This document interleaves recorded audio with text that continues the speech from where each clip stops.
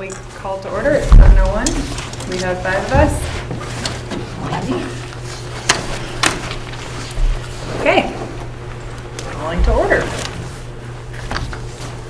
We're all here. Or those of us that are here are here. We're waiting for Mika.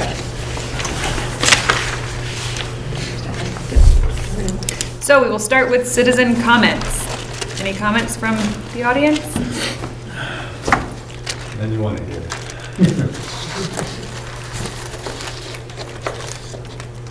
What would they be about? We don't know. That's why it's exciting. Just wondered if there was an issue I was unaware of.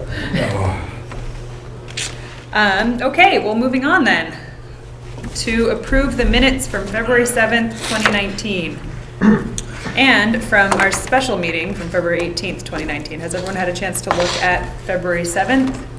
Yes. Any comments or corrections from anyone? Nope. Do we have a motion to approve the minutes? I would move that we approve the minutes. Second. How do, Just a point of discussion on, is that for both of them? Yes. Just, I had mentioned to Sally in writing that an amendment to the approval of the special minutes regarding the flow of how things happened that evening, and I submitted some comments to her in writing. Basically, that the end result of our meeting was just a consensus. It wasn't an actual binding vote or an official vote. got it. So noted.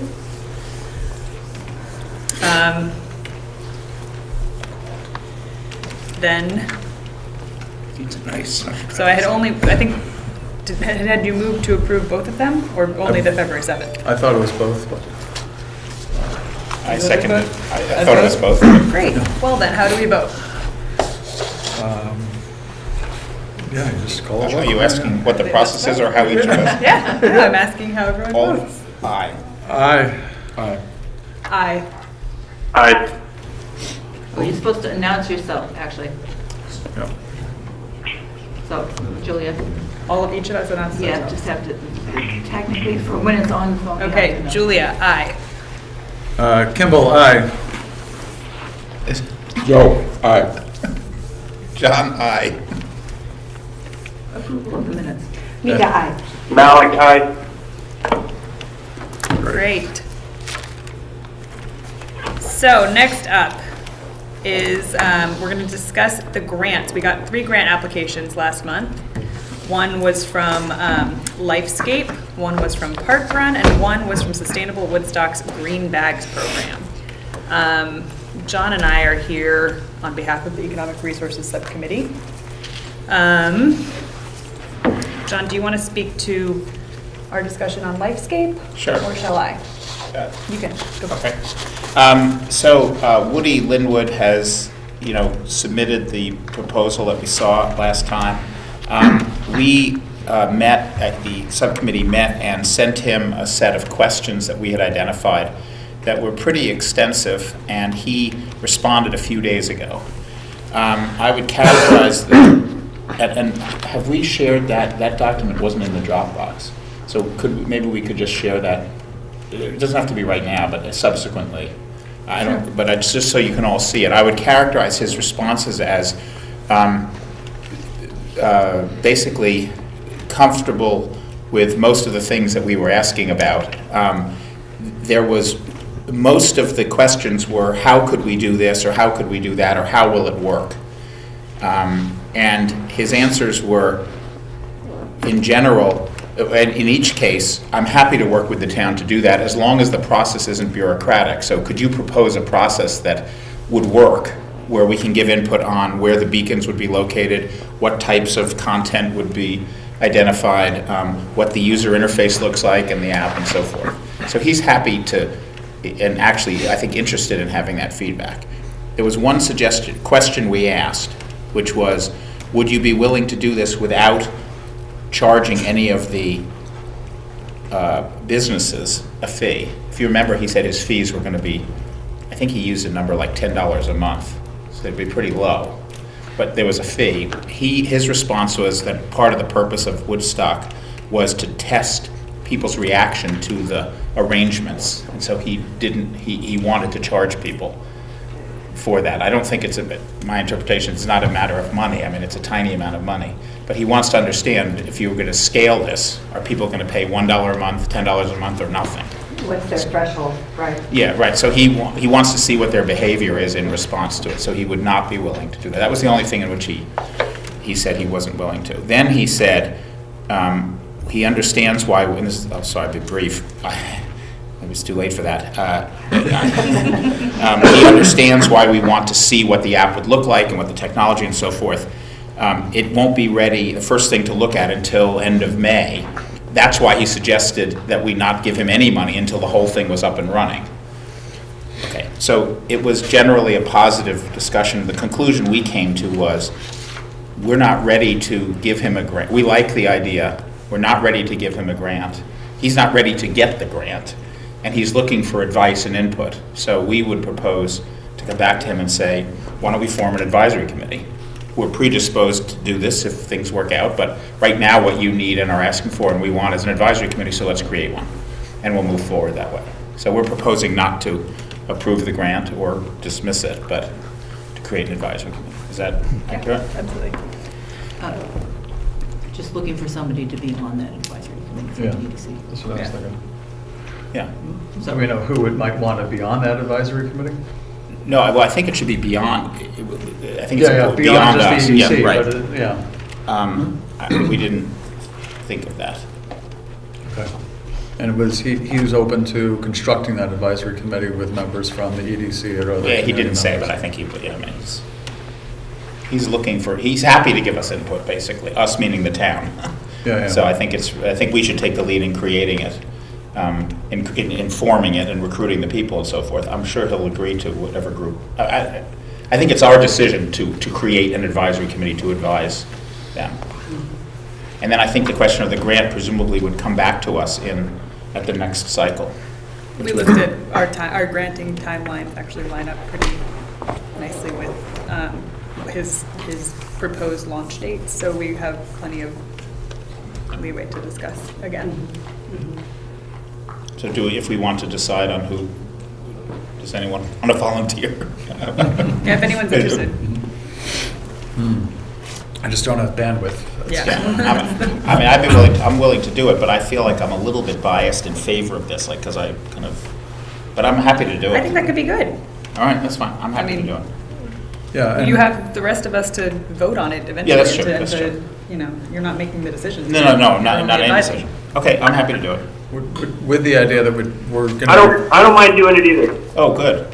All right, let the record show. Yeah, Yeah. we've got 2 volunteers. Okay, Michael, well, you're the chair, I'll be the vice chair. Oh, boy. Or co-chair, so how's that? All right. That's better. Okay. So next up is Park Run.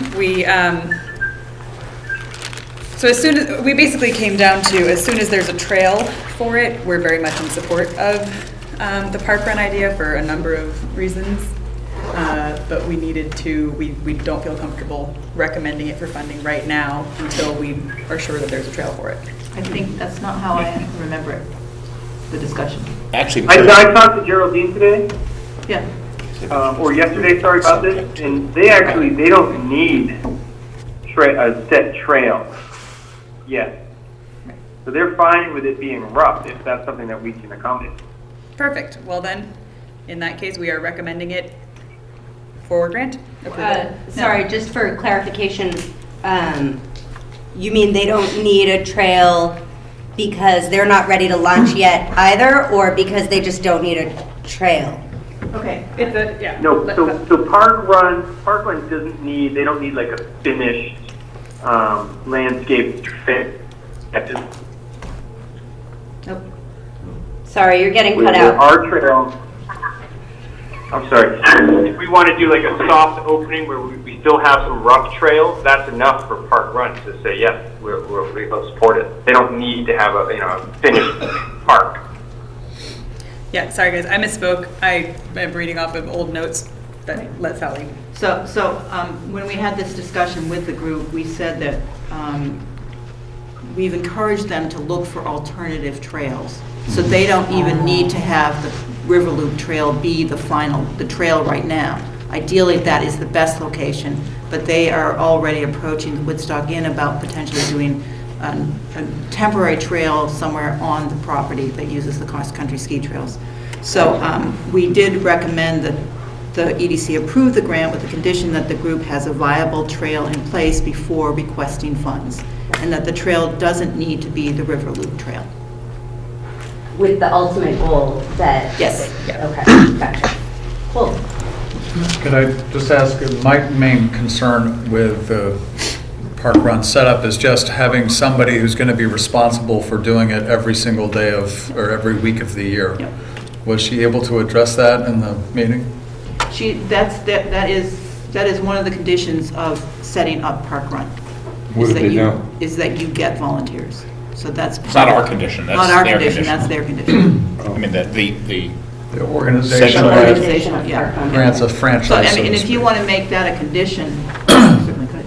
We could make a condition B that they have to have a person signed up for the first, you know, Yeah, a Saturday. viable plan to staff it, because it does require staffing every week, right? Right. I think probably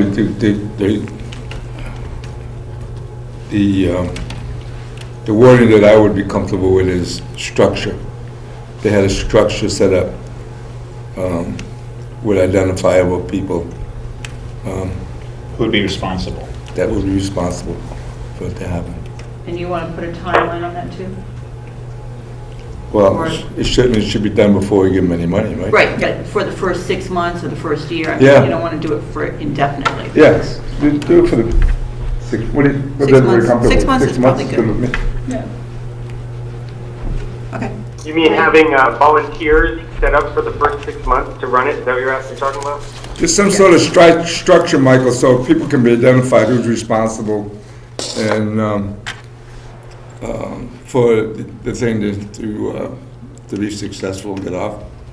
You know what I'm saying? You're Right, stop, right, yeah, because Michael, I think that's he's, fine. I spoke with her about connecting her with the, you know, the coaches at the high school and the middle school for cross country and some of the runners too. So if we can, you know, get a list of people that are willing to volunteer, that's not a problem.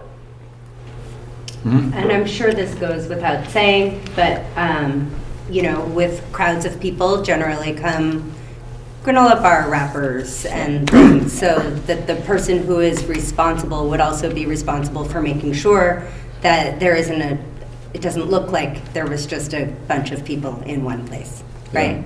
After they leave, yeah. Better as you found it. so is our decision then that we're approving the grant subject to these, to 3 conditions? That there be a reasonable trail or trail-like thing, that there be a structure to do it, and that they be responsible for Cleanup. Cleanup. and such, yeah. We have a Yeah, question. this- Is now the this- time for someone from the audience wants to ask a question? Yeah, just before you do that, is it a motion? Sounded like a motion. Yes, so moved. I move that. You move that. I second that. Okay, so before we vote, So they're gonna get the money, and they said, what happens if the structure only lasts for a month? They don't get the money until the structure is actually. No, but I mean, so. What if they're it gonna falls pay- apart? Right. So my understanding, they're gonna get the money at the beginning of this, or when they've done it for a year?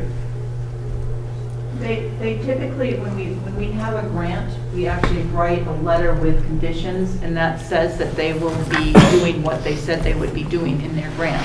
I understand that. I but- don't know if we have, I don't remember but how it's there's- worded in there's terms no- of, They have no funding at all. right. So if they don't do it for a year, you don't get that funding back, right? Yeah. This is yeah, I think there's, in other types of grants, there are kind of ways of having progress and so forth. If I recall this one, they've said that the money all goes to the initial infrastructure setup, right? And then there's no expense after that, so it's a risk that we're taking that won't happen. I think the conclusion that we at least drew was that the demands are for a structure are somewhat minimal. It doesn't require 25 volunteers every Saturday. It only requires, how many was it, Sally?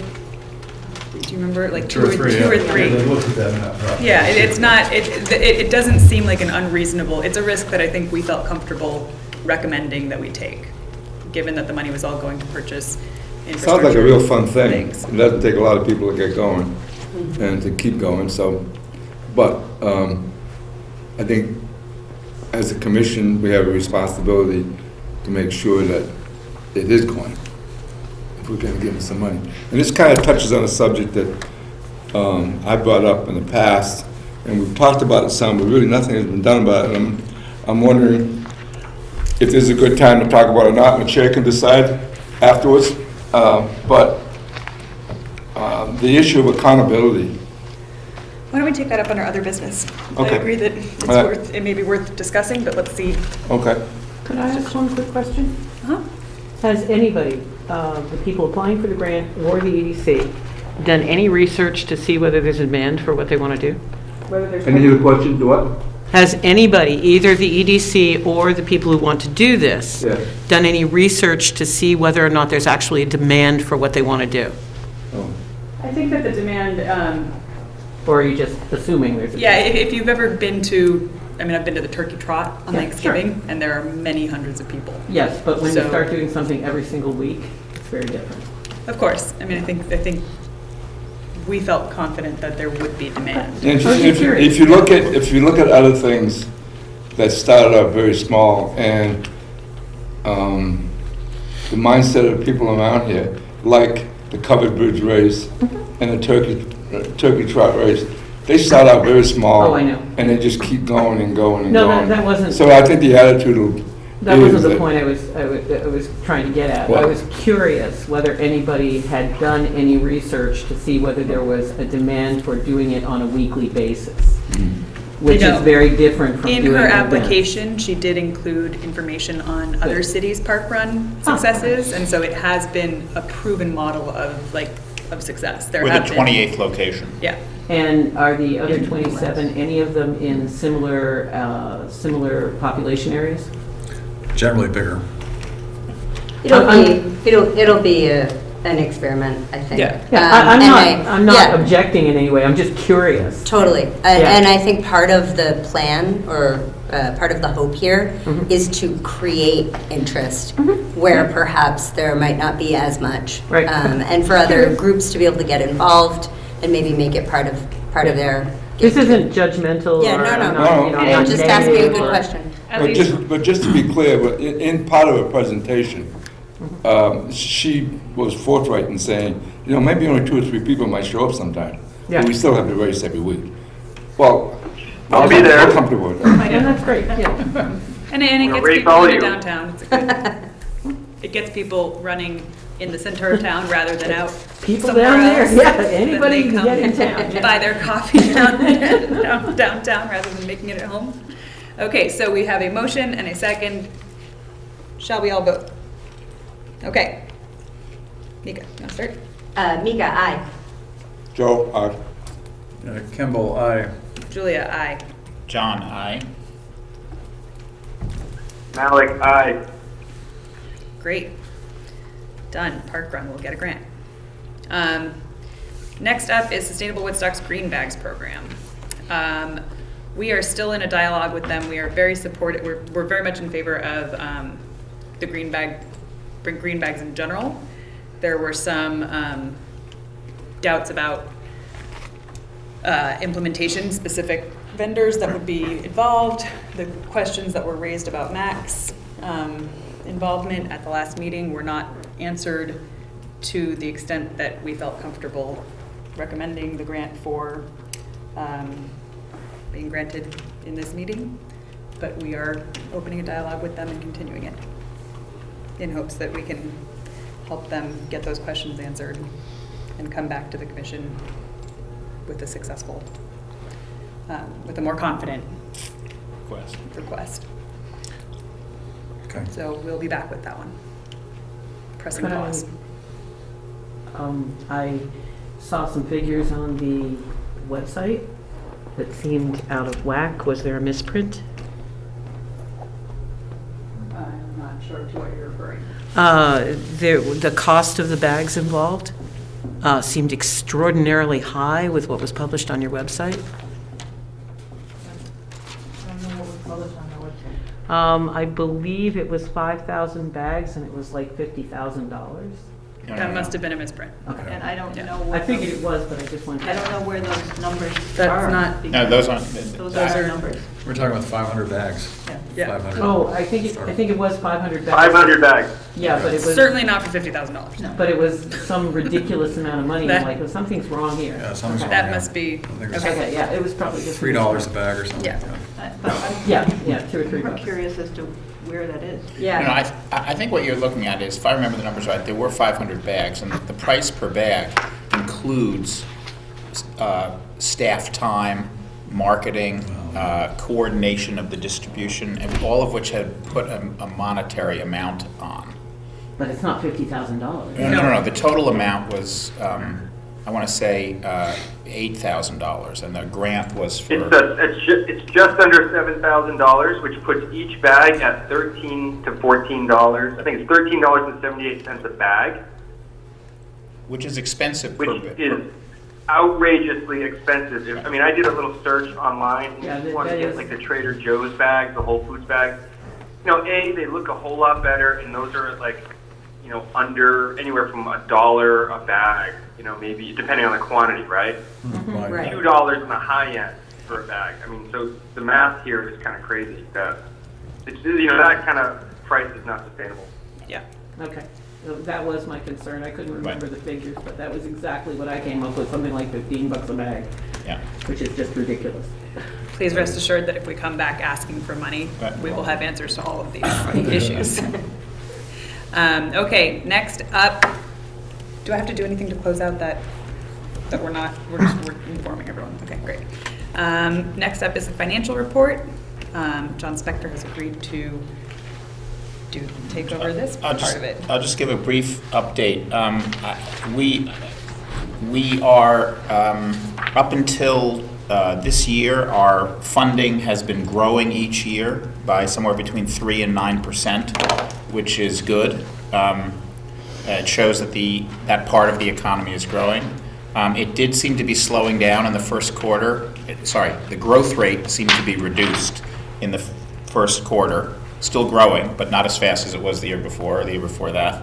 And the process of getting information from the state as to what the numbers are is so slow as to be, you forget the period of time it was by the time you get the numbers. So I don't think we have second quarter numbers They yet don't come out until. Second quarter of which year? of the Yeah. fiscal year. Oh, okay. Of fiscal year. So closing December 31st. February's numbers, they should have been available in mid-February. Right, but the timing, anyway. it's- 60 to 90 days on the Yeah, website. something like Okay. that. We have, last year, for the first time, we granted 100% of what we received. And I know that was a concern of some people in the community. I had heard, actually, it was before my time. And that's much higher than it was in prior years, to which I attributed it. It just took us a little bit of time to get going. We actually granted 103%. This year, we've granted currently about half of our funds. It's already the end of February. I think the timing of some things will be put into this next quarter, so I think we'll catch up a little bit. But I guess it all depends on what kind of grants we're getting. We do not currently have enough grant requests to fully expend our resources. I would estimate that we'll end up the year with about $400,000, give or take, plus or minus 10%, about $400,000 of capital that is accumulated over 3.5 years of not having given 100% every year. Does that include projected expenses? I just made up a projection in my head, so it's not based on any adding up of anything. It's just, here's what, we're at 100. I added another $50,000 or $60,000. Is any of that committed after that date to be spent? No, this is basically, so what that does is it gives us the ability to either continue, it gives us 3 opportunities: to keep spending on smaller projects, to save for some unknown thing for the future, or to commit funds over the next year or short period of time to larger projects. And I don't think we have any point of view as to which of those options we should take, because we don't have any options before us. But I do think that in 2019, the visioning project that we have funded, and that, by the way, I think has done a great job of getting the word out, the stuff at the town meeting has been really nice, is going to put forward in front of the whole town a lot of things that require capital. And while I understand some people's frustration with the fact that we're not expending all the money, I do think that by the end of 2019, having this fund is going to give us some strategic options if we choose to take them. And if the town chooses to let us take them, that will facilitate the kind of capital programs that we're inevitably going to have to deal with this, by the end of this year. So that's the report. That's great. Thank you. Thank you. Yeah. So next point of order, we are racing through this, is the coordinator report. I mean, it's submitted, it's posted on the website. I don't really have anything to add. Could you just go over it very briefly for the audience, maybe? Well, Michael, I did mean, you lose you? it's the coordinator's report is posted as part of the agenda, so it is on the website. So if people really want a detail of it, they can. There's actually quite a bit of information in here, so it's hard to just go through and highlight anything. I mean, we're going to be talking about most of this here tonight. Right. The only thing that we probably won't talk about is my week last week down in West Virginia with the Gateways Communities, which was really a great program that is put on by the National Park. We had a team of 7 people from Woodstock that participated, and it was very educational and a lot of fun, actually. So. Too much fun, I heard. Anna was on the team. I wouldn't say it was too much fun, Well, but it was a very nice week. So. Yeah. But other than that, we have a few meetings coming up. So we have our first visioning planning meeting on Monday morning, and then we have our first River Loop Trail meeting with the consultant on Wednesday morning.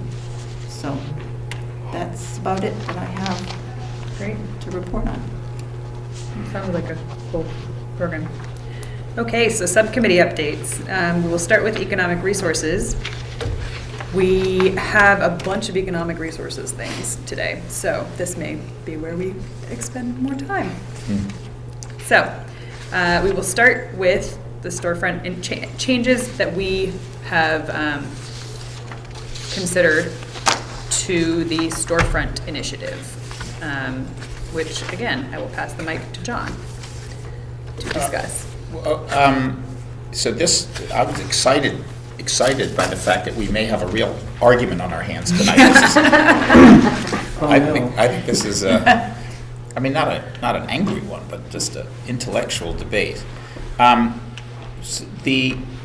We are proposing to modify the storefront incentive grant program, or SIGP, as the select board apparently refers to it, to add, it's labeled that in the notes, to add, it's easier to just read the set. We have criteria for that the space is unoccupied for 180 days, that the tenant is not operating, just moving from one building to another, that there's a 12-month lease. And we are proposing to add another category of eligibility, either a 12-month lease or that the tenant has occupied a long-term vacant space and remains in operation for 6 months, at which point we're proposing to grant them 1/2 of the grant. And then if they remain in operation for another 6 months, to grant them the second half of the grant, thereby achieving the same thing as if they had had a lease. And so then there's been some back and forth since our committee met, as we shared this document with the committee, sort of saying that we shouldn't be made. This policy was triggered by one specific situation that has come up, that this would fit. Are we just trying to change the policy to meet one person's need, or is this something that's sustainable longer term? We talked about it we talked about that issue specifically and did not want to say, okay, this is a grant because this person would get it, but that we would be comfortable with this policy going forward. From our perspective, it achieves the same thing, except with a proven track record rather than a lease. A lease is a commitment, but it's still theoretical. It's a legal document. Whereas what we're proposing would be 6 months of success. Check for month one. So you're 6 gonna months have of success. Check for month 2 two. criteria then, right? And so, just to finish, just very briefly, and so another concern that was raised about the approach that we're taking was that it doesn't really, it may not recognize the kind of commitment of the landlord, that the idea here is not just to, in fact, we discussed this 6 months ago, not just to transfer money through the tenants to the landlords, but to basically have tenants and landlords come together to make Woodstock a more vibrant place. And does this, in fact, do that if a landlord is not willing to sign a 12-month lease? So that's it. So that's what we discussed. Go ahead. So the proposal, and you know where I stand on this, but Yeah. as I expressed earlier today, but my concern is that I thought the committee did a great job coming up with the initial criteria in terms of, the 12-month lease, there's a payment to the new tenant upon signing that 12-month lease, and then there's another payment after 6 months. So there's 2 concerns I have. One is that a lease is a commitment by both the tenant and the landlord to have that agreement. And so without that commitment, then the person who occupies that space for even 6 months could then be turned out if it's month to month the next month. Right. So there's no guarantee. And so at that point, What did we really gain? what do we really gain? And if it is a short term, if that's what we're looking for, and to try to incent short term, then that makes sense. My thought is that we are trying to really incent longer term tenants that are making an investment in that space, and landlords who might be looking to also make that investment in the space as well. So that's I don't like this new approach that says month to month. If it's over a certain amount of months, sure, we'll give the incentive. So that's, I would argue against this change for that specific reason. And my thoughts are, I'm sure everybody's familiar, everybody on the commission's familiar with it anyway, that I have a problem with this. In my view, it looks like, to me, given that, for example, if somebody wants to charge $3,000 for a space, a landlord from out of town, and is pretty well set on that number, and is okay with leaving the space empty for over a year until he gets that $3,000, it really, it doesn't appear to me that the landlord really cares about what's going on in our town. If they're living from out of state, or they're working from out of state, and they don't have to really look at an empty building for a year. It's theirs, they come up maybe once in a while, like they want to do something else, but it doesn't really motivate them to be proactive in getting a space rented. To me, it sounds like, in my opinion, it sounds like you're just enabling the landlord. You're going to give him the rent that he's asking for. And the good part is, you're going to help somebody get started. The bad part is, in my view, is that as soon as that ends, that rent is still there. And there's, and they're hit with that overhead right between the eyes as soon as this program ends. For long-term considerations, to me, it misses the mark, in my opinion. Go ahead, Charlie. Oh, no, I've said my piece. Oh, So, very good. while I completely agree with everything that you've both said, Yeah, you have it in the past. on the one hand, and a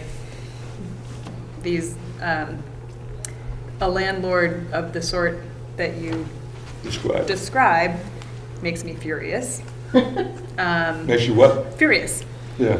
I would like to see something done on a legal level to address that not being Involved the okay community. Yeah. in our town, because I think it is a real problem, and I think that it threatens the vibrance of our lovely Well, little then, Julia, town. you and I are on the same page on that issue.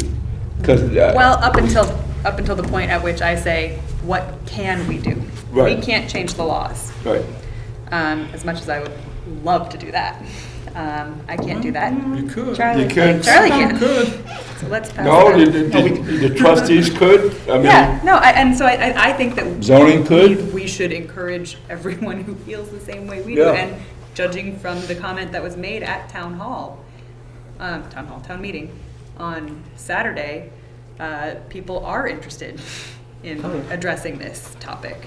I wish that those people would talk to the trustees more openly about how motivated Hasn't that been they discussed are. with the trustees? I'm not rebutting you, Julia, I'm just saying, I'm curious. I think don't the know. topic has come up with them.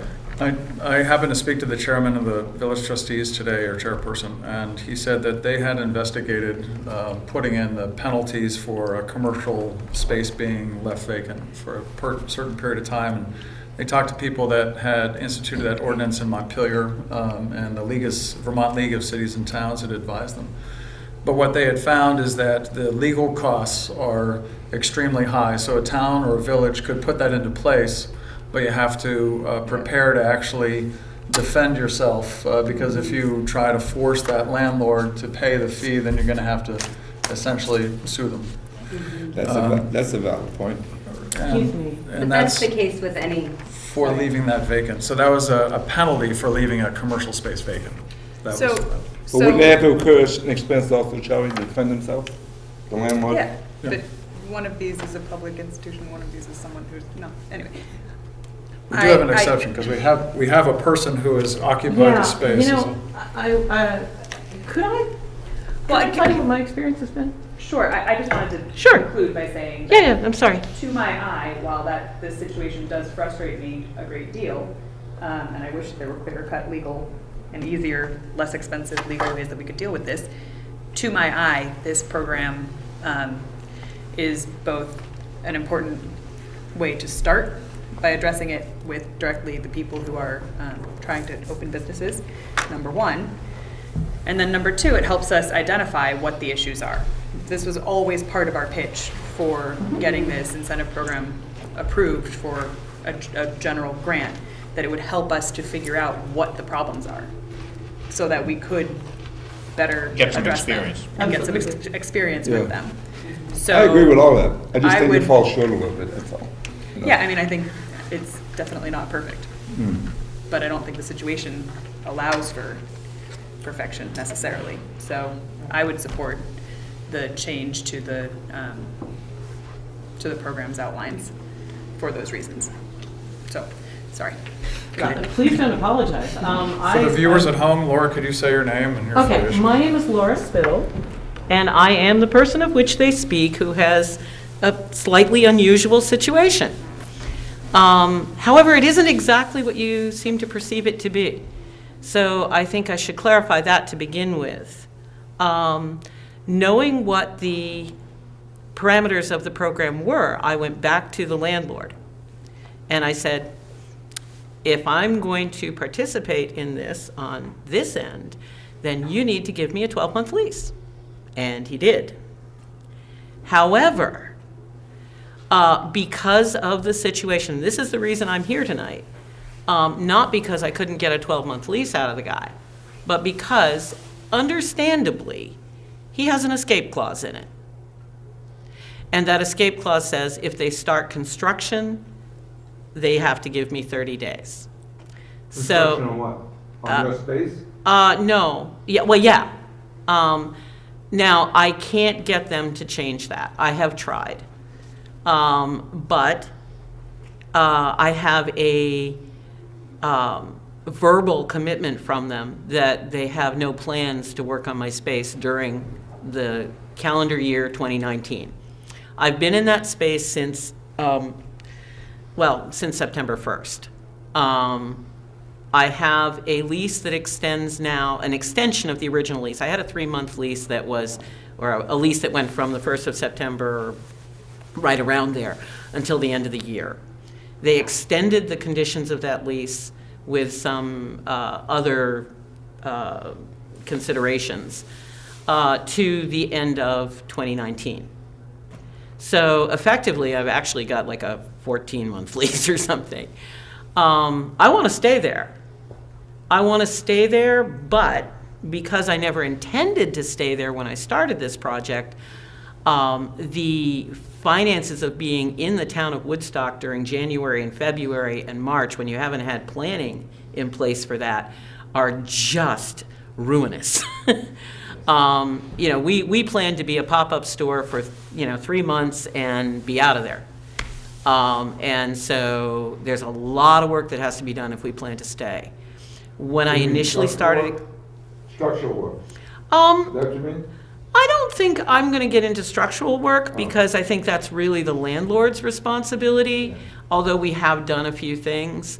But there's a lot of work in terms of replanning the space, display, inventorying it, et cetera, et cetera. I mean, I don't know how much you know about retail, but I'm sure Charlie understands what I'm talking about.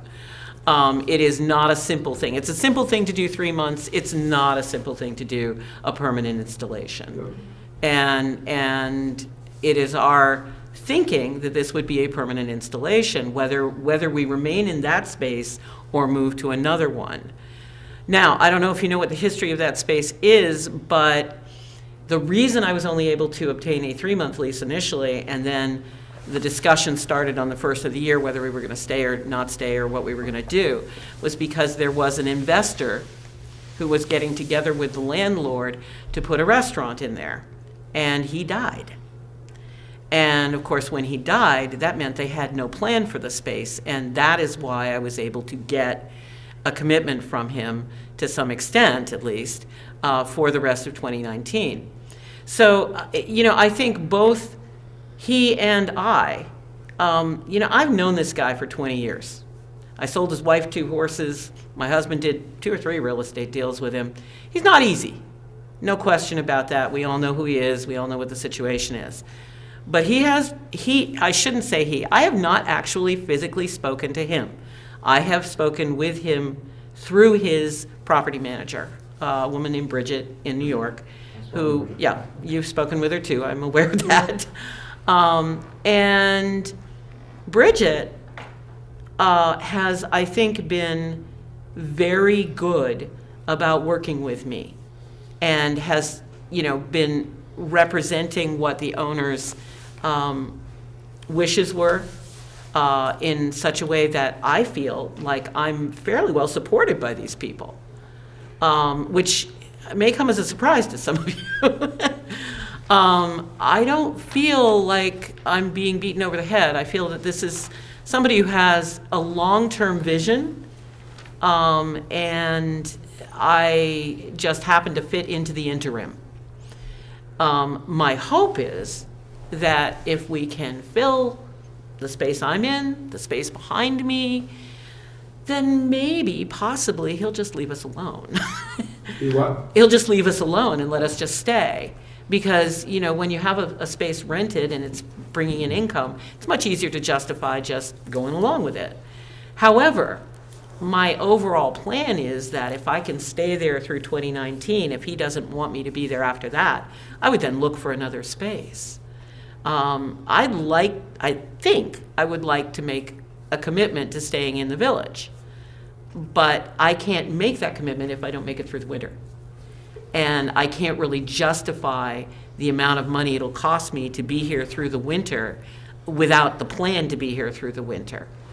And make it into the summer when I can then, create a situation that makes sense. I'm waiting to see how this kind of helps you out. This helps me out by basically paying the rent for the winter. For the winter? Yep. But what about next winter? By that time, I've had enough time to build the business. I mean, that's the key. I mean, when you start talking about economic development, what you have to realize, again, Charlie will understand this. When you start a retail business, you have to find your market, first of all, who is your market? And then you have to figure out what they want to buy. And then you have to buy it and bring it in and hope that you actually didn't gamble wrong. And that takes a little time. I've been in business now 33 and a half years in my current location, and I'm pretty good at guessing. Pretty good. Not perfect, but pretty good. And I've learned a tremendous amount in the last 4 months in Woodstock about who the market is and what I'm going to have to do in order to serve that market. And the fact that there are underserved sections of the market in Woodstock. For instance, very few businesses in Woodstock actually target the local community for customers. And I'd like to hope that I can attract at least some local people into my business, not be completely geared toward tourists. So I'd like to stay, but I never planned to be here this winter. So effectively, it's now or never. I think I've met the criteria within a reasonable amount. The space was open for 180 days. I've been there already several months. Do you have a 12-month lease? Yeah. Okay, well then I think that. I haven't signed it because I can't sign it unless you guys are interested. Okay, well I think. I actually forwarded it to Sally. I don't know if. I think there are two issues here. Yep. And the fact that you have that you could sign a 12-month lease Would you allows. like me to send it to you? No, I'm sure, I mean, we will want to see it, but we don't need to see it, right? We trust you. I think it allows us to take the second issue, which is a philosophical one, and put it aside. You know, there doesn't seem. That was my point. But there's not unanimous support for it at the moment. Maybe there will be in the future, but for the moment, in terms of what we, for the good of Woodstock, what we need to decide today, it sounds like you're proposing an application that meets the criteria of the existing policy. Except for one thing, and this is what I want to be really clear with you. He could pull the wool out from under me. Well, our policy What, that escape clause that we were talking about? Yeah, that escape clause. I don't think he's going to. That does not appear to be anyone's It's still a little intention. fuzzy with me. That means he can go into your store and kick you out and stop renovating? Is that what that means? Effectively, yes. The policy doesn't specify the specific terms of the 12-month lease. Okay. It sounds to me as if this is essentially a 12-month It lease. is a lease. And yes, there is a clause, it's not a rare clause. No, it's not a But rare it's clause. not And that's in what every we're saying. lease. I think now we're splitting. At that point, I would be comfortable, I wasn't comfortable approving what I thought the situation was under the current policy. I wanted us to change the policy so we wouldn't make an exception. Now, it seems to me, I feel like we're not really making an exception. That's how I feel, at least. I don't know. I actually, just to speak very briefly to the question of whether you're going to change the policy or not, I think there might be some changes that are due to the policy. I'm not sure the one that you're proposing is what it ought to be. And that's a discussion for another time.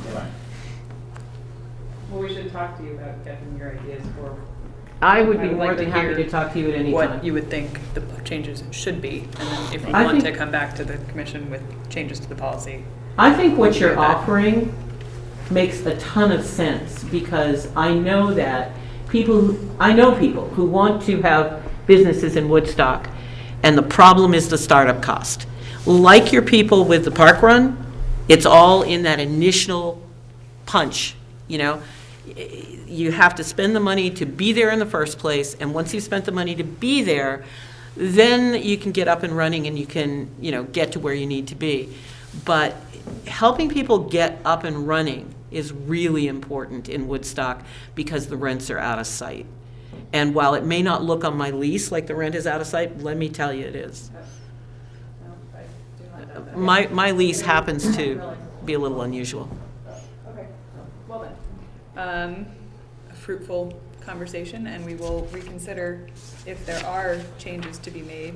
And if you guys have input on what those changes might be for a future meeting, Well, this send is them along. really the first application that This we've is, had. yeah, that exactly. No, and this is doing exactly what we had paused wanted and- this to do, which was create a conversation about how to incent a vibrant downtown and get these storefronts filled. But And I don't know how much you guys know about me. Charlie, obviously, I've known since he was in high school. But I have had that store in South Yeah. Woodstock now for 33 and a half years. I actually have some experience in retail, and I really think there's a lot that can be done in Woodstock, and I would love to be able to help in any way I could. I don't think anybody's questioning your qualifications or your experience, and don't feel that you would be successful. No. The question in my mind has been, once this program is over, you're still stuck with the big rent. For the first 6 months, or for the first. And I'm not always comfortable with that. I don't necessarily want to get into this right now, but there have been cases in the last few weeks where people have renegotiated their leases and been able to get some of the prices down. I think it would be great to support some of these people in those efforts. Just saying, I gotta go talk to my landlord. Yeah, well, there you go. I think you're your own landlord, aren't you? No? Okay. So Laura, someone will definitely be reaching out to you, or if you reach out to Sally about about getting this approved. Okay, so. It's administrative at that point. Yeah, I did not know it was a 12-month lease. You didn't, I thought you were. I sent you a copy of it. I know, but I sorry. thought you were still negotiating the 6-month extension, so. No, what I didn't saw- negotiated was to the end of 2019. Right, now that I actually read that, I see I'm that sorry. that's what it is, so. I should have been more So- specific. I was a little Great. confused when I talked to you. Well, then we're good to go. So we have another thing, 2 more things to, Just quickly, what's the process? you two talk about Okay. getting that approved. We'll And talk do I about need to come back to any more meetings? No, No. Okay, great. no. All right, thank you. Awesome. I appreciate Thank you everybody for coming listening in. to me ramble on. Some popcorn? Thank you for Want some popcorn? So, No, I'm gonna go downstairs. our next issue is also promising to be somewhat of a debate. The local incentive that we had been encouraged to, as an Economic Resources Subcommittee, to discuss. This is the move to Woodstock. This is the move to Woodstock incentive. I'll give a brief backstory on what we're talking about, and then should we just read the terms that we had come up with? Well, I think we remember, we were tasked with Yes. coming up with this, but Yep. we're coming back saying we don't want, Yeah. we're not sure. We're not- We want to have a discussion, So- not make a proposal. Exactly. We're not here to make a proposal. We don't have anything Okay. on the table, but we reached an impasse in our ability to make a proposal, to get to there. We started out by wanting to add some sort of incentive onto the $10,000 that Vermont is offering to remote workers to move to the state. We were thinking, how do we incentivize people who are getting that to choose here, right, rather than Brattleboro or anywhere else. That turned into a local incentive, a move to Woodstock type thought process campaign that was unconnected to the state's $10,000 incentive. We came up with criteria, and then we kind of judged our own criteria and thought that it seemed a little cynical. And bureaucratic. And we weren't really thrilled with how it was projecting us, a kind of put your kids in the schools and we'll give you money sort of thing that we didn't really like the sound of. We want to be, if the goal here is to project ourselves as a welcoming community that you want to be a part of, didn't really seem like the way to do it. So, we then thought about maybe trying to participate in the state's state-to-state program, putting that money toward an existing program, putting any money that we would have earmarked toward getting that incentive off the ground, toward participating in the state-to-state program, which we would have to pay to get into, given that this is from a conversation that Sally had with the state tourism person. I have approached her, and we will have further conversations with the chamber as well, just to see what it might mean. Yeah. That there is no commitment at this, they're not even sure how to address it, because typically you have to apply as a community and you get the state funds. But if we apply as a community that has funds of our own, it may be a different type situation, but we'll have that conversation with Wendy So Monday night. we wanted to take a sense of the committee as a whole, push further on the move to Woodstock incentive, make it a little friendlier. The problem that we came across was coming up with criteria that would both ensure that EDC monies were being spent responsibly on people, like that there are criteria being met, without falling into real bureaucratese, kind of cynical sort of, I think there, not great. I think there are other concerns about the move to Vermont or the move to Woodstock program. That in general, just sort of, I think from an optics point of view, we don't know how effective it will be. It might be effective. From an optics point of view, we definitely would have at least a small problem with people in Woodstock who would say, well, I mean, I moved here 6 months ago, or I moved here 30 years ago. That's worth even more than someone moving today. The stay-to-stay program, and I'm not just advocating that, but the reason why we raised it was its purpose is identical to the move to Woodstock purpose. It's funds going towards getting people to move to Woodstock.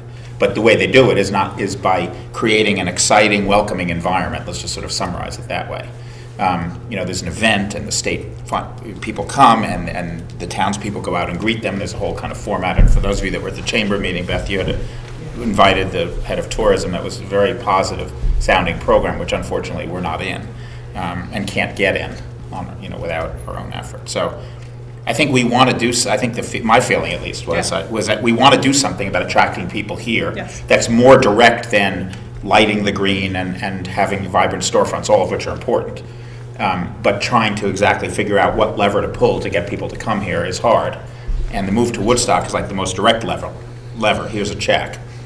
And I'm not personally. I think I'm reluctant to do that. I'd look for other levers, maybe stay for stay, or maybe something else. I should say Barry Millstone, who is also on our committee and drafted this, but unfortunately can't be here, is more positive on the move to Woodstock incentive. Right. More positive in what way? Just give him a check when they walk in the door, is that it? No. No. I think he's thought through these criteria. I think they're carefully thought through, that he's, wants to incent people who bring kids to school. It doesn't see it as a negative, like, our schools are so bad that we have to pay you to come. It's much more positive than that, Help. It's a little bit like you said, sort of helping people get over the hump of, at the time when you're moving, their high costs. He views it as a quiver, Arrow in the quiver. an arrow in the quiver full of tools to make it an appealing place to live. That this is not a silver bullet type thing, but especially if we were to make it like a welcome basket Well, let me type ask- thing, or let me something ask a that couple made questions. it that focused on getting new residents to local businesses. Okay, let me ask a couple questions. How is moving your family and incurring those expenses different from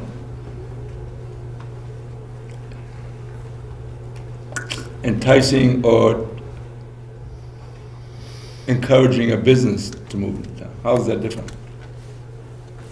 And I ask that question because I don't think there's a whole lot of difference.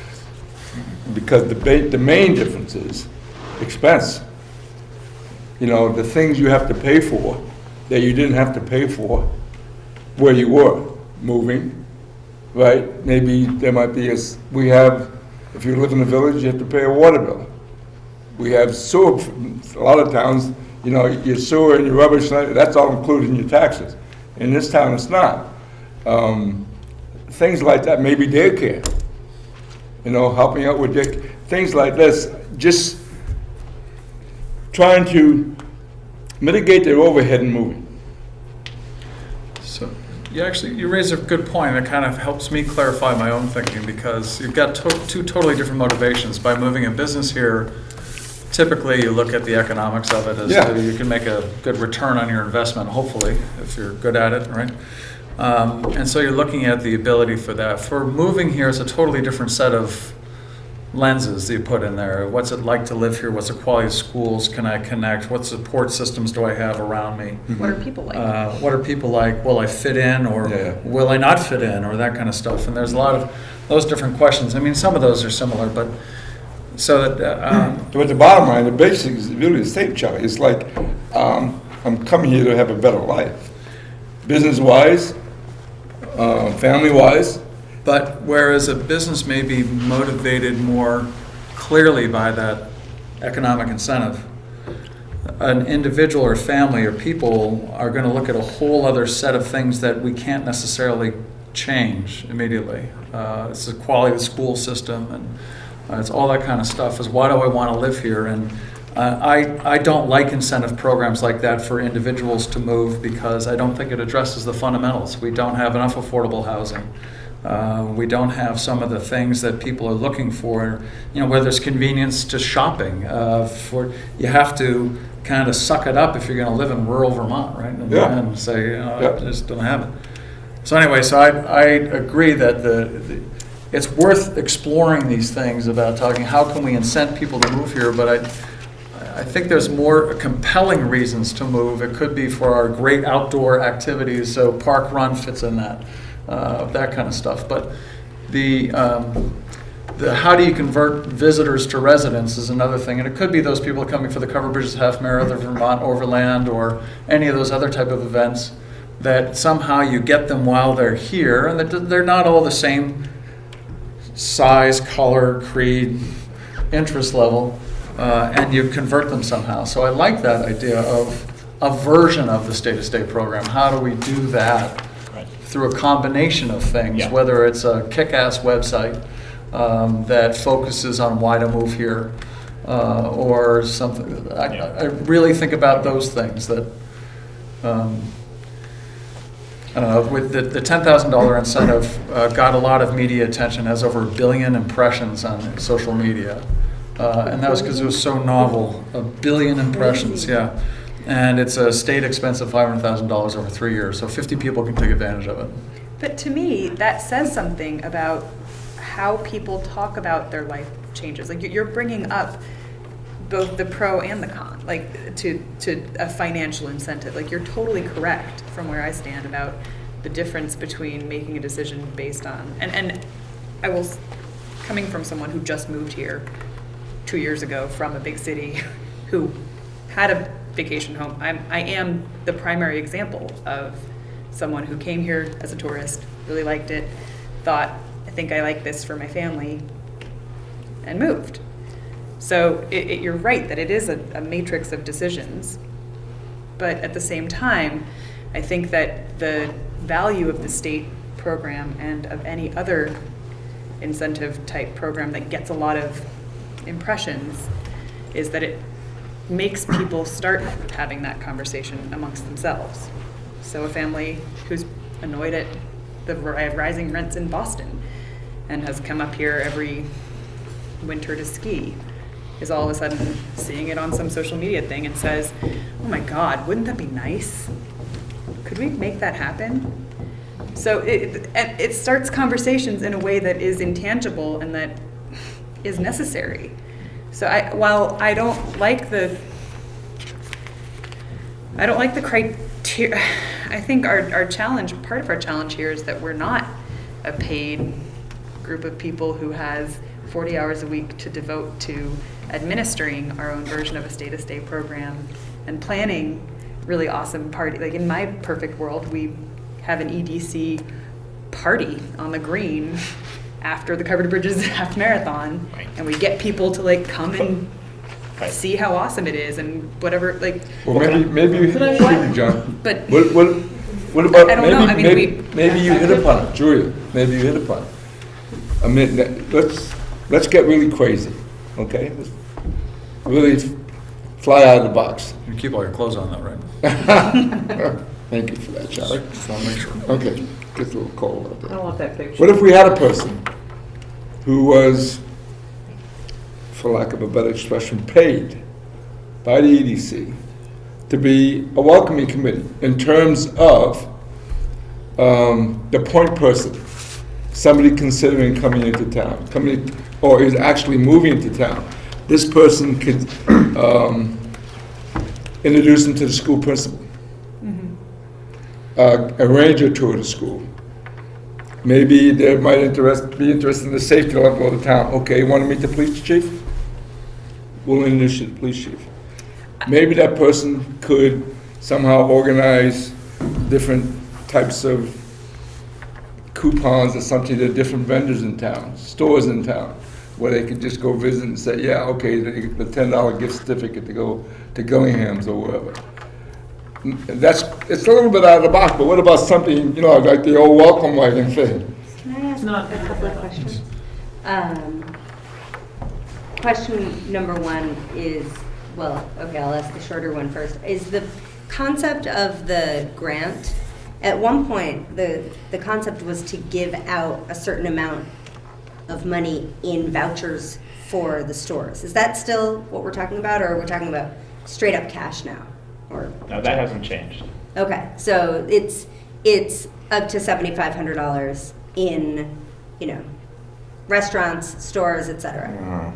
Well, Correct? Am I? a maximum of 1,250 is what. Oh, sorry. It said. I Down thought to. it said households are limited to an award of $7,500. Yeah, it doesn't make sense. Yeah, there's some. The numbers aren't right now. I think it's 2,500 actually. Great. Okay, We all so- have different. So whatever the number is, It's the though, 1,250 is every 6. it's in vouchers, correct? It's not in cash. Correct. Okay. That's what was So, proposed. okay, I like that better. Two, you've mentioned 2 or 3 times now that you're not super stoked on the criteria that has been created. Can you expand on that a little bit? What about the criteria that's been created bothers you? What doesn't sit right? Me personally? Mm-hmm. It's threading a really difficult needle. If one of the things that we're trying to address here is getting younger families to move to town, Mm-hmm. That's a hard thing to quantify. Like anyone who moves here. So what are you saying, Joe? So, You're but trying to the- sell Woodstock the to other eligibility. people, is that it? So, but you're saying the eligibility, The eligibility, I have found no way. I am vaguely uncomfortable, and I could swallow it and it would be fine. This is not like a. I'm just trying to understand what it is about the eligibility that's troublesome. I have found no way to comfortably state, please come here and put your kids in our schools, in a way that I find, Genuine. Advertising. yeah. Not gimmicky, to use a Yeah. phrase. Not what? Not gimmicky. I don't know that I would want to move to a community that was like, come here and put your kids in my Can- school, can I you make- baby maker. Can I make a, sorry, Yeah. can I make a suggestion? I think that it would be, first of all, we are explicitly not asking for approval of this policy. We decided that Yeah. we just wanted to hear exactly this kind of discussion. Hang on, Laura. I Just- I let me actually just- have to leave, but I wanted to give you 2 things. One, what you're saying about having somebody as a point person was almost exactly what was going through my mind, was that if you were to put together an individual or someone who could guide people through the process of trying to get to know the community, trying to figure things out here, that wouldn't be a bad thing. But the real thing that I wanted to point out to you is that I think you may be approaching the problem from, I mean, Charlie touched on this. I think it's perhaps a little bit unrealistic to think that we're going to get a lot of young families who can afford to move here. What we do have for a market that we could go looking for is people who either already have a second home here or who have in the past had second homes that they visited that belong to their parents. I see That's a great suggestion. I see every day, I see people like that. I need to leave. But I just think that you might put that into and the other thing you want to look at, in the 60s, 50s and 60s, South Woodstock did exactly what you're talking about, and the entire community grew from that. Now, of course, we're losing them because they're all dying, but we had them. But I think one suggestion I would have in terms of moving forward is, there's enough discomfort with this program. I think, Julie, you kind of captured on the one hand, on the other hand. I think what will help us to I personally think that the objective of explicitly helping people to consider Woodstock moving here is a good objective. I Yes. think we all agree with that. I think it's hard to evaluate this program until we have another program that we could compare it to, like Joe's program, or Joe's program modified, which is sort of what Charlie was suggesting. You're sort of both going in the same direction. What's another thing we could do? And so I would just suggest that over the next couple of meetings, maybe a few of us get together to brainstorm, or we solicit ideas from people, and that we come up with another plan. We don't have to do either one of them, but we come up with another idea where instead of spending $20,000 on this, what if we had 20,000? Let's just pick that number. How would we spend 20,000 differently to try to attract people directly to come to Woodstock? Is there another way to do it? And then I think it would be easier for us to talk about those two programs. Is one better than the other? I suspect that the other one's going to be better than this one, and it might make us feel easier to abandon this if we had something else like what the two of you were talking about. I think that the issue that I see with what Joe spells out and with any existing programs that revolve around events or anything like that is that it doesn't attract the people who aren't joiners, who aren't joiners by nature. And Vermont is a pretty rural place. A lot of the people who live here and enjoy living here are not joiners. Yeah, they like their privacy. They like their space. They want to do things on their own terms, and that's awesome.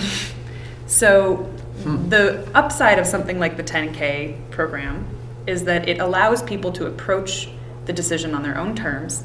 They don't have to be in touch with anyone. They don't have to talk to a welcome wagon.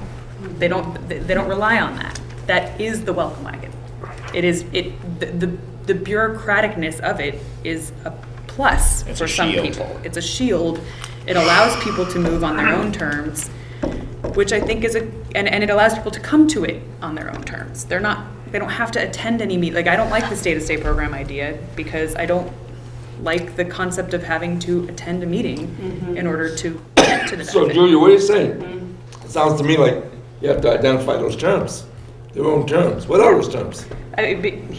That's why I like the vagueness of the 10K thing. I agree that it's kind of gimmicky and not great, but it's vague enough that it... Charlie, let me ask you something. You mentioned how we got like a billion... Michael, you're still with us? Hey! Oh, that's so nice. I'm still here. Listen, I just want to put this out there because 10,000, maybe that's enough to get me to sway to move to Woodstock. It's like something like $2,500. That's not going to persuade me to move to Woodstock. I mean, I don't know. I think we're just at that kind of price. You're just getting people that are already going to move to Woodstock. Yes. It's not enough to sway. I mean, that's not a lot of money, really, when you think about it. It's not going to convince people to move here. I think you're right. And before I think it's a waste of money. Before Beth jumps out of her chair, I think what people need so I agree with you, Michael. And what I want to say is that we do have a partner in the Welcome Wagon, and that concierge type of service is that the Chamber of Commerce provides that. Somebody expresses interest, and really Beth and Kathy and the Chamber do actually introduce them to the various people. That's why they're a partner on the website. Charlie, why is it that there were 1 billion hits, 1 billion visions or Impressions. It's a viral story. Here's a small state. Vermont is known for a lot of things, besides Ben and Jerry's and Bernie Sanders. But to have a small state like that to go out and say, we'll pay you $10,000 to move here. But I have a lot of problems with the whole program because you have to bring your own job. It doesn't help meet the shortage of workers in the state. And it's just, but anyway, it did go viral, and national and international news organizations picked it up, and people thought it was amazing, even before it was even effective, and it only started on January 1st of this year. So we're gonna, we should probably wrap this up pretty quickly, but Rich. I just wanted to, you had mentioned, a party after the covered bridges. Well, we have a party before the covered bridges. We have the pasta supper, and there's people there that come from all over to run in the race. It would be a great opportunity. We'd be happy to survey them, and just an informal survey and say, what would entice you? Would 10K do it? 100K? 1K? What is it? 13.2. I think we need to be there almost like the Liquid. Well, I was going to invite you to do that too, even if you wanted to make a presentation, then they're a captive audience, but they're eating, so. Yeah. But you can go outside with them afterwards or do whatever. I mean, it's a great event. And a great venue, I mean, It's 400 people. Yeah, so just kind of like, on a side note here, in my practice, I have people come in from, other places. They're here for the weekend or they're here for a week, and they'll pop in to see me. And, I think it's not that they're not looking for money necessarily when they're thinking about moving here. The people that I've spoken with, and this is young couples, young families, it's the fear of living somewhere like this that's so rural compared to Boston, compared to New York. And I think if they could actually, I don't think we have to survey these people. I think we already know what the deal is. They just want to talk to people like me or like Julia or like Vika, someone who's done it, who's moved here from somewhere else, and say, what's it like not having, 50,000 people in your town and only having 3,000 people? What do you do for fun? I mean, that's the kind of thing that people, I think it's more of a fear of, I don't know what I do out in Vermont. You know what I mean? It's not, oh, if I had an extra $2,500, I would move there. But Well, and I will What say the that hell this is do what people do is out here? happening on the website. Right. Were you going to make that point? Where's your Thai Well, food? no, I was going to say, if I can, I mean, I'm not Mika's age or Michael's age anymore, but I'm somebody that moved here on a whim, started life and family and everything else, and became very involved in the community. And when people come into the Welcome Center or call, and they do at least weekly, if not more often, talk about moving here and how did you get here, and we will do just what Joe said. You've got a partner there that can, if you want a survey, if you want something in the Welcome Center that promotes, whatever you decide on, consider that as a partner, because you've got 2 paid people that are there full-time, plus the weekends, as a partner in the community that wants to make it as vibrant as it can be. And I throw a pretty good party for the community, but we can do surveys too. That's great. This is really helpful. I think we have a lot to work with. I hope that's the discussion you're hoping for. Yeah. It is, exactly. No, it sends us right back to the, So I have a question. Do you still want us to pursue or at least see what the stay-to-stay program means? Is that worth following up on? I think I've had a couple of informal conversations with Wendy Knight, the Commissioner of Tourism, and she said, I think I figured out something. And then she had to run off. Because Woodstock is not a target for them for the stay-to-stay program because it's not viewed as needy as some of the other communities they're focused on. And this year they're doing a ski-to-stay pilot program down in Mount Snow. And Southern Vermont's really hurting much more than we are. And we're fortunate to have a very strong economy, but they are not. yeah. So, we'll just have a pursue, yeah. conversation with her and just see what it means. Yeah. And we'll report back. Information. Yeah, so the last item on this, under economic resources, which is taken, like I said, I knew we would make that time up, is telling the EDC story. We would like to ask, in an effort to increase transparency with everyone about the EDC and what we're spending money on and what we're doing and what our focus is and everything, we have an EDC webpage. The idea is that Sally will update it. It'll be a consolidated place for information on financials, how and where we've spent money, grant information, how to apply. We wanted to run that by everyone. Are we all in favor of that? It may require, let's say, a half an hour or an hour a month of maintenance rather than have the town manage our web pages. This would be taking it over in effect from them. It would be slightly different pages. Who would do that out, John? Well, it could either be Sally, we might allocate, $500 a year for a high school student to do it. I don't think we want to ask No, Katie to do it. No. So, and we could always undo it if we could always go back to the current site. It's very easy to transition. But it feels like, and whether or not the town then wants to kind of, I think this could be an example of a way to kind of decentralize the website to the different groups and let them kind of manage it themselves. I think things would happen faster. We could have documents up quicker, and so forth. And we're not talking about building a website that's, like the Woodstock, Vermont. This is for the EDC to just communicate to townspeople. It's a Just a place to store. Post documents. Store and view documents. Right, exactly. Yeah. basically. So how would people find it? They would get to it from the town website. It would be on the menu of the town website, and the menu is replicated. So it looks the same. It doesn't look exactly the same, but the top, bam. So they would go to the town web, the same way they do now, which is they go to the town site and they go to boards, and there's the EDC, and they click on that. And instead of going to the various EDC pages, which are disconnected and inaccurate, they would just go to one EDC page, which would then take you to the different EDC pages. Does that make sense? We could demonstrate, if you want, we could demonstrate. No, it does. I still come back, I think I made the comment last time we talked about it, is that, the town website's actually in need of some kind of structural realignment to make it easier to navigate and find all this kind of stuff, and this is a symptom of it. Yeah. Correct, and, Right. and rather than go to the town and say, we should have a project to redo the whole thing, this is maybe just sort of showing the way a little bit. Say, it's pretty inexpensive, look, this is what you could do if you wanted to do this for the whole town site. It's just a question of which sequence we want to go in. You could do either one. And it's also a way to get information out now versus Right. in 3 months or 6 Right. months or whatever. Ray, did you have a I was question? curious why you wouldn't just get the town's website improved, so that everything's on the same, instead of being bounced around all over the place. It would be the same number of clicks. You wouldn't be. I know, but why not improve the town's website, because that's where everyone goes to when they look up Woodstock. But just to be clear, they would still go to the town's website.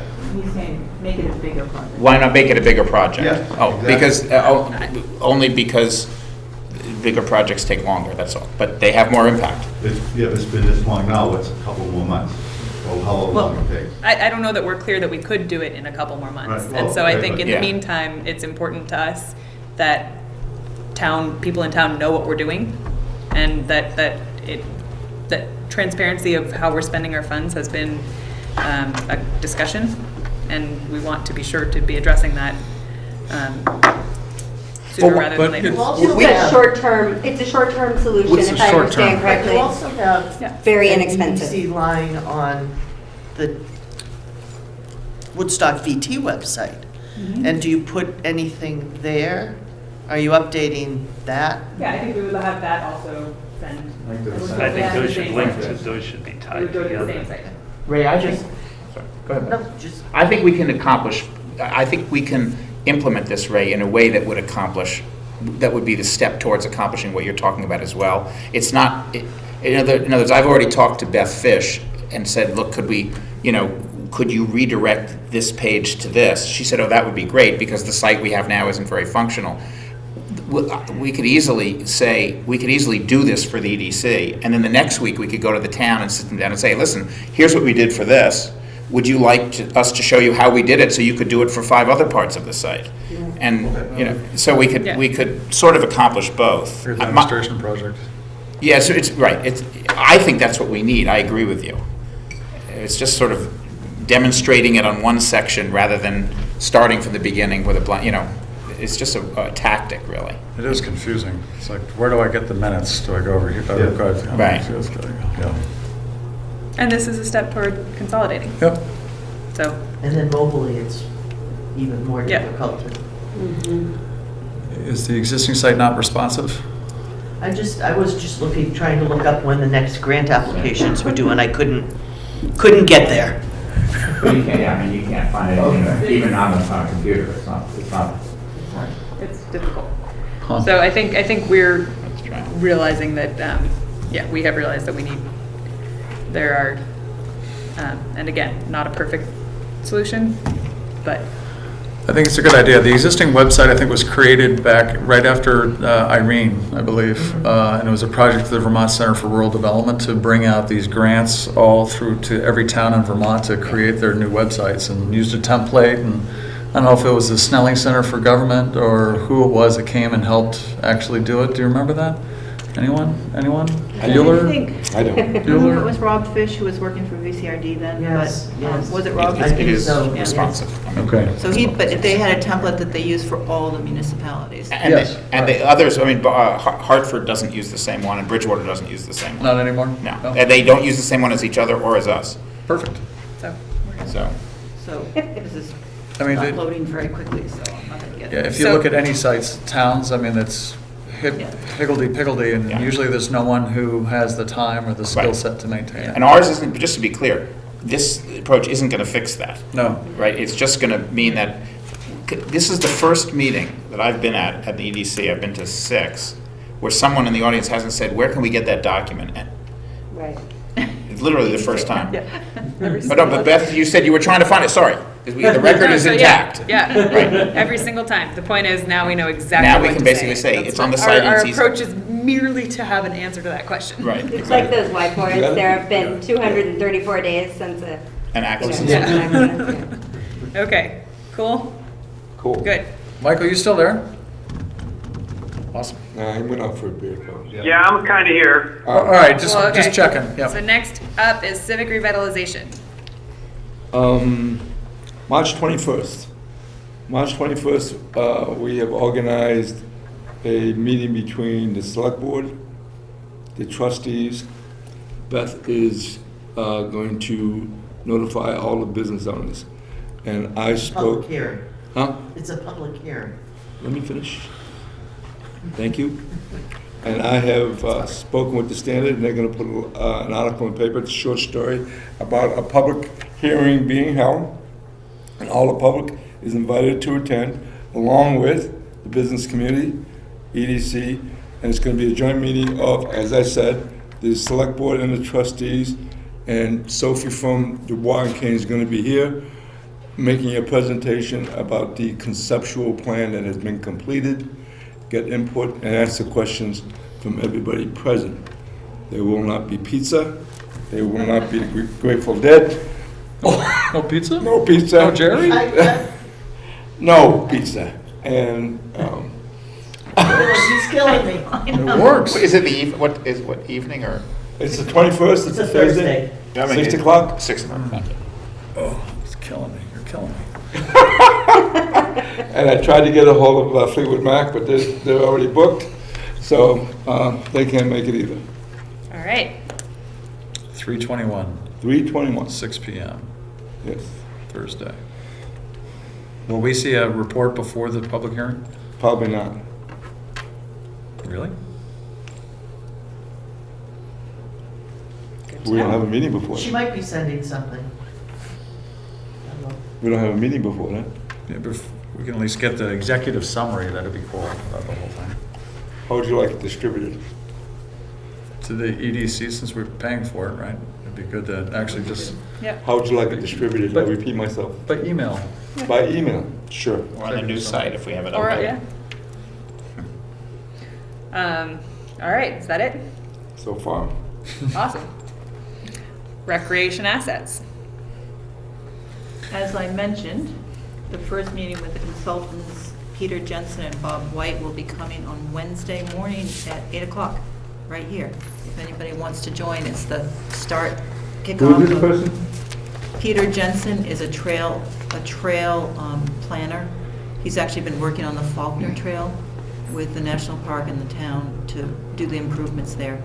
And working with Bob. Bob White is on the team, and Bob is the one who did the original 2000 Riverwalk study. So they were the group that we selected to do the municipal planning grant. And so we're having a kickoff meeting on Wednesday morning at 8 o'clock, right here. That's great. Great. Yes, good. And I haven't heard that anything else has happened since then, so. No, just basically- one, a piece of that is, I know that Tom Weschler had wanted to have the trail really active for Memorial Day weekend. And I did speak with Carl Demrow as part of the team as well, and he's not going to be here on Wednesday. But he said there's no way they're even going to have a sliver of the report ready for Memorial Day. So it's unfortunate that it's not going to be at the same time, but perhaps because there is still an event in the East End Park, right? Memorial Day? Okay, so, but it would be good if we can talk to the landowners, and maybe we'll have to bring that up, who have access on there to at least put up orange flags and have people walk around to see where the trail would be. Yeah, I think that's what I had sort of thought was going to be happening. Okay, Yeah. yep. Great. That's a good update. Website promotion. Website promotion. So, as Sally wrote in her report, that the select board did sign the agreements, and then that was delivered to the chamber. Did you have your meeting this morning? Good. Great. And the chamber has this morning executed the papers, also agreeing to it. So that's excellent, because it's good to be a little paranoid. I was never sure if they actually did sign them. So that's good. Just a little typo, perfect. Wow, that's excellent. So those are the three separate documents. One is a memorandum of understanding, another is terms and conditions, a term sheet, and the third is the joint ownership of the URL, woodstockvt.com. So at this point, there's. Do you want them? Sure, that'd be awesome. Please, yes. Thank you. Delivering the documents by hand is Beth Finlayson, Executive Director of the Chamber. Michael, if you want, since you can't see. But you do need to just initial here that it's not 2018, it's 2019. Oh, yes, it is 2019. Okay, terrific. Oh, I don't know if I can do that because Butch Sutherland signed them. I'm going to initial it just for shits and giggles and see what happens. Okay, great. Thank you very much. This is. And I just need a copy. I did not make a copy. Okay, I'm going to give it to Sally so she can be the keeper of those. So we have three things to do, really, that are important right now. First is that we have to work together with the chamber to move the site to a different hosting location that is less expensive than the current hosting location.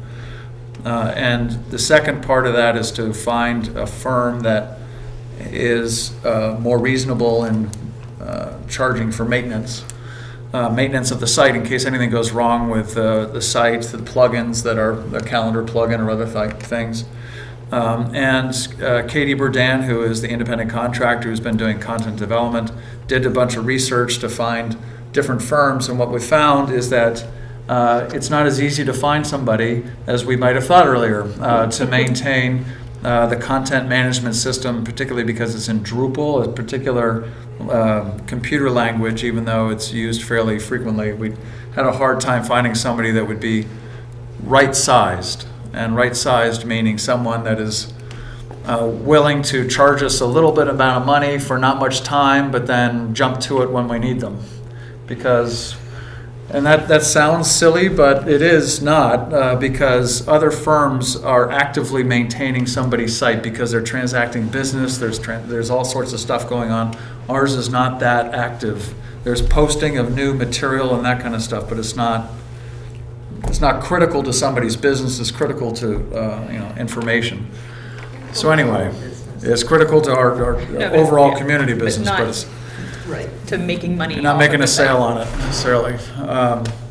So that's kind of where we are right now. And Katie, we have additional inquiries out for a hosting company. So we have signed a temporary 1-month extension for maintenance with Origin. And that is the existing site, and it's still with Pantheon before we've made any moves. We had hoped to have that done by the end of February. That is not done yet, but it will be done. So that's all the details on that. The other part is just standing up then the new editorial board. The editorial board is supposed to have 2 members from the EDC, 2 members from the chamber, the executive directors and directors of both, and then 2 community members at large. And so Julia has agreed to be the one of the 2 members, and then we need to have another member from the EDC. And I would nominate that Courtney Lowe, in his absence, we name him to be the other member. By acclamation. Affirmation. So that's what I would nominate, Madam Chair. And then we do have a report from Katie Burdan, and we actually have it printed out, which is the analytics for the previous month. And it's a very healthy report that she did, and we're getting these on a monthly basis now, and they're part of our minutes as to how the site has been performing. And we do actually have some copies, it looks like. If anybody, I sent them along in an email, but I have a few copies if anybody wants one. Can I ask who? What is that? Katie did them. It's through February 2019. I was just wondering if who you might be. We were getting them. But Yeah, if you want to take a look, there's a few copies here. And what we wanted for the EDC is just one page, just one page of information that showed what's really going on. How many unique visitors do we have? What are the page views? Tell us what's going on with social media or digital media activities.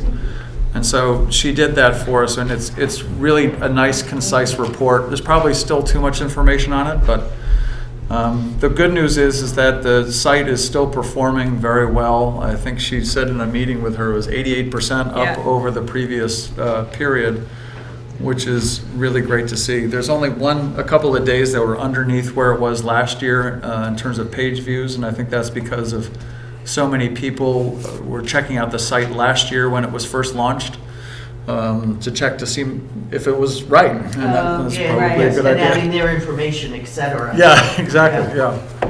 I would also like to just highlight that buried in some of the information that she sent were a couple of notes that I thought were interesting. That among the top February 2019 referrals came from Facebook, NewEngland.com, that was listed as a prettiest winter village, timeout.com, it was a best day trip from Boston. Oh. And then the Instagram account that she also runs and manages was a good source of referrals. The top 10 performing pages for February 2019 were the homepage, events calendar, things to do, and then lodging, dining, shopping, Yep. and visit us. That sounds. So it's just, Okay, as we're logical. talking about things that attract people, it's worth noting that is where people go to on the internet. That can be factored into our conversation as well. Event page, it would draw more people. Exactly. I'm I wondering want if more there- grant applications for events, please, someone. Is there, No, I meant No. just the way it's laid out. It's very difficult, but, to manage, but. not being as versed in computer or, IT stuff as you guys, I'm wondering if there's a way to report, how should I word this? Things that might attract people to move here. I mean, all those things you mentioned, right? The events, shopping, that's so important. Everybody really wants to look at that. I wonder if there's somewhere we can squeeze in there somehow. Something that's going on with the high school, something that's going on with the basketball team, or something in there that people might be interested.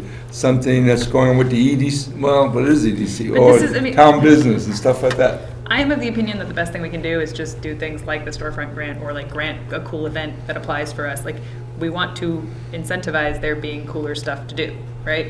That's how you make it cooler, by having it be cooler. Like, if these are the websites that people go to, then let's think about how to support the things that people are wanting to go to. Well, yeah, those, So- I think that's valid, but again, I don't know what they might be, but is it possible to have some other things in there, squeezed in there somehow, that make it attractive to people who think, that will say, well, That's a good wow, point. I've never seen that at any other place I've visited or vacationed. Maybe I might look into living here. What? Well, on the page here, Michael, I'm looking at the webpage right now, and it just shows woodstockvt.com. It shows the town, and the pull down says "Move here, our history, schools, places of worship, press," and it's That's great. yeah. So for some people it's schools. For some people it's places of worship, and that Yeah. really just got built out over the past year. That's excellent. Yeah. So, Yeah. all right. Sorry, Michael. We heard a Yeah. peep. Michael, anything? No, it's just acknowledging that, yes, I hear you. Thank you. Oh. Beth? No, I know that you're going through your agenda. I just had one thing to report after you're done. Well, we are done with that. Now we're moving on to other business. When I spoke several months ago about the Great Food Truck Race, it did come. It did not come to Woodstock. It came to Killington and Rutland. They came through town several times, but they went to, and they had lines. And I will just share with you that our restaurateurs were more than happy that they weren't here during this week in March, or at the end of February. They were not happy? They would have been extremely unhappy if the food trucks had stopped in Woodstock. I'm not sure, Joe. The lines were pretty long. So, Interesting. I'm sorry that, they took B-roll footage. They came here on the 1st of January, took footage from all over the Woodstock area. So if you watch the show come next winter, perhaps you'll see Woodstock in there. But people eating in Rutland. Yes, but people eating in Rutland. They owe us something. But Lester, do you know why they decided not to stop in Woodstock? No, and I will call the line producer back. Again, when she called, quite honestly, I wondered how Woodstock in February could support such an event. I mean, there just aren't the number of people That's the reason here. they stopped. What? I think that's the reason they stopped. Sure. It was selling. Right. And I said, There would not be lines. right. And so, they wanted a successful event, but I will follow up with them. It's cool. Another item of business that's come to my attention, that there is an interest among various merchants, and we might see an application for funding for either to support the Christmas lights and the flower baskets, which in our policies would said that we would not be the sustaining source of funding for those two things that are civic beautification. But it may be worth having that conversation again. I know we've often had that conversation as to, okay, it's not in our policies now, but we should take a look at it, and maybe perhaps for the next meeting, and so to see where in that policy of funding that we actually have had the select board approve, that if we change that, we would want them to also be cognizant of that. That's a good point. So I think I was partly responsible for that. So the chamber had an event for local businesses last week, and in the past, we have done the flower baskets, but as the chamber looks at its mission and tries to decide what we wanted to do going forward, the flower baskets were not one of the things we wanted to continue doing. So we were laying that out to the village merchants to say, okay, it's probably like a $5,000 lift to not, the plants are already grown and the high school takes care of that. It's the maintenance of the baskets. You can hang them up, but then you have one dry week and you have dead baskets. So you need somebody with a truck to go around, get a tank, fill the We water. own the tank. Yeah, and The chamber. but do it and have insurance on your truck to take care of that. So we laid it out to the village merchants to see if anybody wanted to, take that on, and pretty much to a person in the room, they felt that would be something and I was expecting people to be here to discuss that, but that was one of the things that, they brought forward, that it sounded like something that would be in the purview of the EDC. So I just wanted to. We did it years ago. I was looking to see, there was two things. There was a $2,000 grant that we made for civic beautification, and there was like $1,200 or something for a grant for the flower baskets, and I think that was for materials. It was. Yeah. That's exactly what it was. Yeah, and then I know that in the village budget, there's some money for either flower baskets or lights, but it's- Beautification, quote unquote. And it will be interesting to hear what the revitalization suggestions are. One thing that our board said today, that, someone that does landscape management, is that maybe planters would be easier, because then you don't have to have the truck and there's something easier to maintain that could still be beautiful. So it'll be interesting to hear what I think there'd be an excellent question on the 21st. what they have to say. On the 21st, I think it'd be a great Yeah. question. yeah, giving up sidewalk space for that, yeah. Well, I mean, there's places by the, yeah. Yeah, right. This is bugging me a But little bit. there's also traffic calming planters, Yeah. so, that she's gonna talk about. Okay. This is bugging me a little bit. What reasons did the local business say they didn't want the truck to stop? Why? The food truck. Come on. Because. It takes away the business and it because slows down the That's area. short sight. I'm That is just, short there are, sighted. and it wasn't just one food vendor. But that wasn't the reason why they didn't come, No, right? no, They no, didn't no. come because Yeah. there's no business They wouldn't have here. sold anything. It wasn't one, but was it It seven? was 3. Okay, 3. So, Okay, we should have been 4. okay, So, if we're ready, I just wanted to mention the visioning process, as John mentioned, is starting. We're having a meeting on Monday morning, first thing, if anybody wants to join us at 9 o'clock here. Meeting with the consultant to sort of lay out the whole plan. We have had the cards. There's been a number of comments that have come into the suggestion, what do you like about Woodstock? So, just if anybody wants to join us, we hope to get it going. Are we having pizza? No, it's 9 o'clock in the morning, but there will be I mean, this is snacks. never too early for pizza, Sally. No, Where you come from.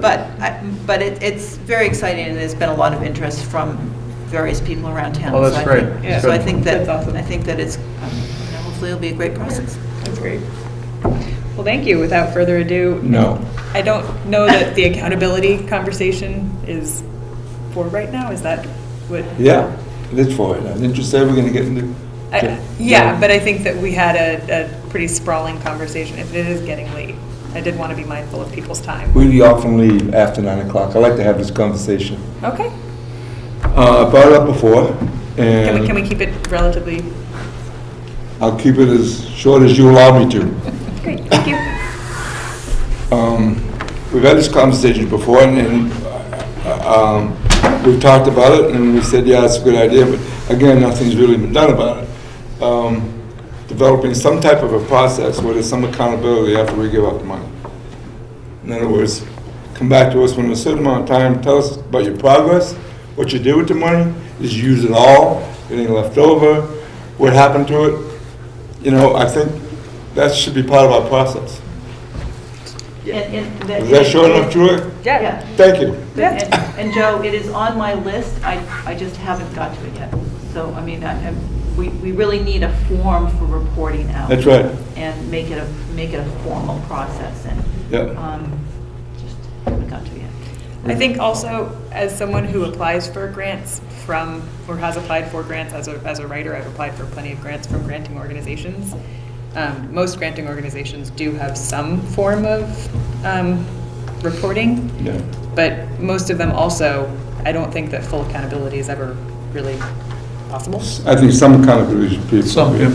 Some is definitely important, Yes. but I think that I mean, an right now, we're just getting the money and say expectation of goodbye. global- You're spending more time on this than I am now, Julia. Hypocrite. We do have a new board member. Yes, we have a new board Commission member. member. Very exciting. Who is it? Larry Niles. Larry Niles. Oh, terrific. He's fairly new to town. He's only been in Woodstock for 49 years. Yeah, he's a great guy. He is a great guy. Yeah, Larry moved into town, I can't remember from where, but Vermont Academy, Williams College. Former lawyer. Yep, and Yeah, Niles was a lawyer, kids. and then he started a bike business, right? He bought Bike Vermont, turned it into Discovery Bicycle Tours, and he's a gentle soul and a really good guy and a great athlete. He'll be a great asset. That's awesome. And he's an attorney. And he's an attorney, so. I like that you added great athlete. He is, he's a great athlete. Does he know yet? Because I played tennis with him yesterday. He didn't know We'll yet. see about that. What's that? He's been informed. Well, he got a letter in, I think. Okay, we'll see about that. Oh, if he's a great athlete? Okay, all right, good. He's got to show up at Park Run. Obviously. Show up at Park We'll see what happens then. Duh. I don't know if he does that. Right. So, do I have a motion for adjournment? Are we ready to I make a motion. hit the road? Second. Second. All those in favor? Aye. Aye. Aye. All right. Julia, Aye. aye. Thank you very much, everyone. All right. Michael, good to speak with you. You guys are awesome. Good night. Good night. Good night. Thanks, Michael. Michael, I'll call you about the Lifescape thing. The advisory, are you still there? Awesome. Julia. Okay. Looking forward to it. All right, sounds good, thanks. I think I'm Thank going you. to. I'm done. Well, is Melissa there? I don't know the answer to that question, but I think I made it kind of clear earlier that I was going to do it. Maybe. So, Is that off? This is Who will be in a second? Give me a second then.